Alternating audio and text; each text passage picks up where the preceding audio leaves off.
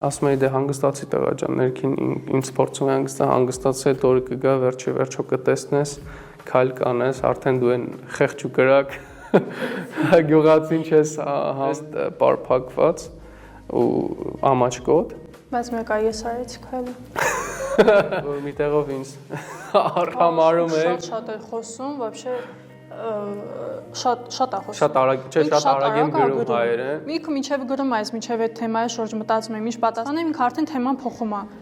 Սենց որ արդեն զգում էի, չեմ կարում արդեն չեմ ձգում, ուղղակի դուրս է գալիս, որ վիզիտս չերևա։ Քաղաքով ոնց որ ամառ էր, ոտով մի քիչ քայլեցի, որ տուն գնամ, բան զանգում ասում կարամ կամ քեզ ճանապարհեմ։ Դե սովորական դե բնականաբար ասել եմ չի, ասեցի չէ, ինձ ուրախ ասում եմ լավ։ Ինքը յուրահատուկ է, որովհետև ու եթե ես իրեն չսիրեի կամ չսիրեմ, մինչև որ կամ պատրաստ չլինեի ամբողջ կյանքը սիրելու, ինձանից շատ, ու վերը բարձրացնել ինձանից շատ, հաստատ չէի գնա այդ քայլին, չէի սիրի ինչ-որ մեկին կամ հենց իրեն։ Լավ չի։ Ես չեմ լացում, ընդհանրապես ես անեմոցիոնալ մարդ եմ դարձել։